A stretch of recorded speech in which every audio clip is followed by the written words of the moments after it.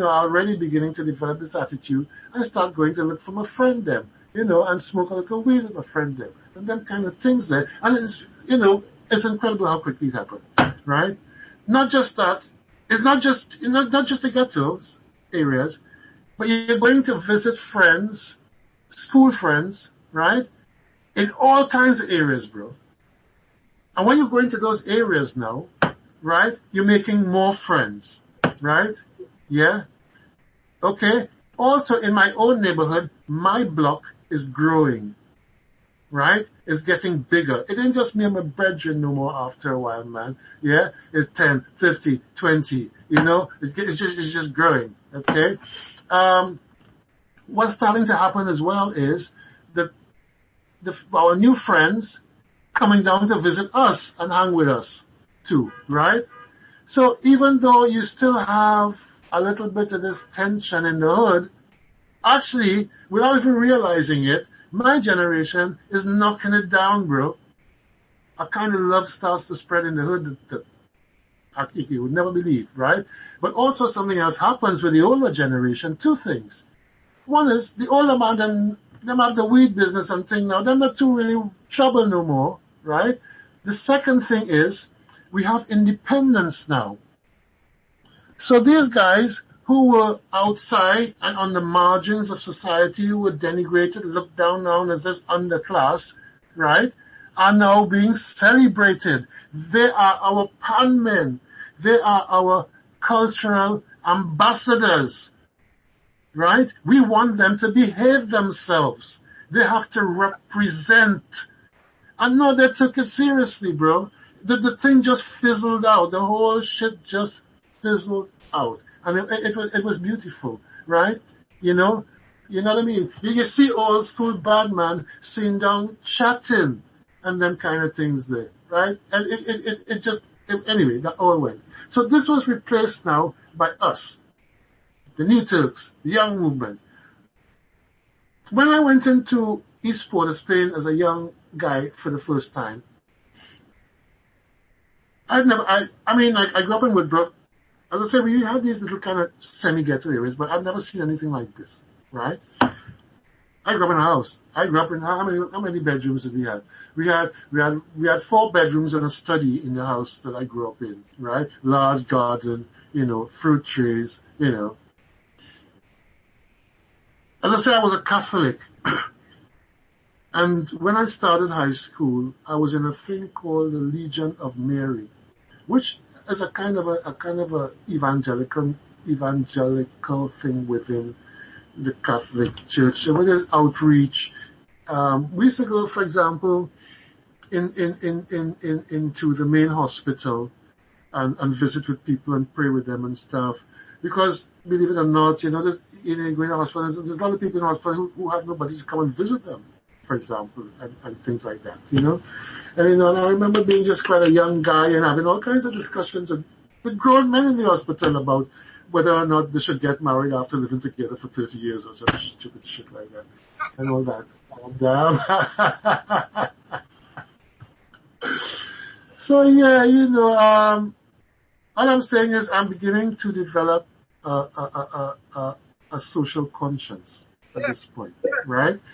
I am also now beginning to go into the ghetto and see for myself what real fucking poverty is, bro. You understand? I had never seen it before in my life, right? I'm just even not knowing the rules and stuff like that, right?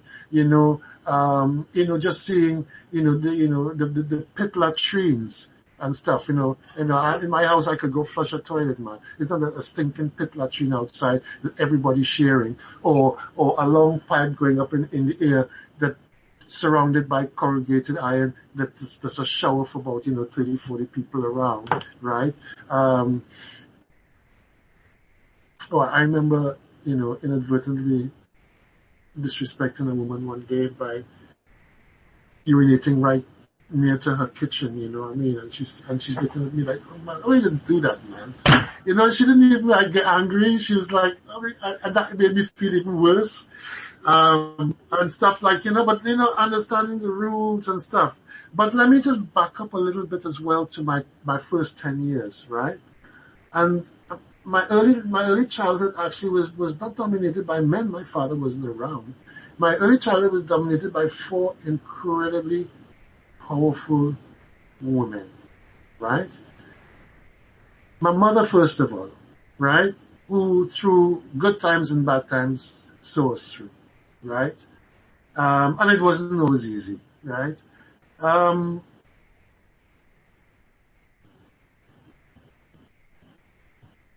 my godmother,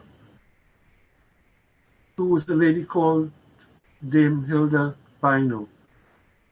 Dame Hilda Bino went on to become the governor of Grenada later on. She was a doctor. She was actually studying in England when I was born. She was a family. Her husband, Peter Bino, who was an architect, was a friend of the family. And anyway, the two families were close in England in 1950 to 52. When I was born, she became my godmother. A giant of a woman. She,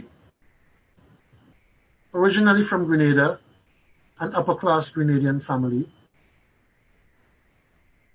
married Peter, Trinidadian, settled in Trinidad, but they settled in a place called Diego Martin, which was in a very poor part of Diego Martin.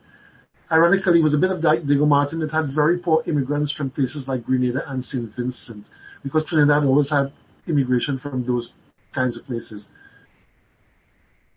And she basically tended to the poor in those areas, right?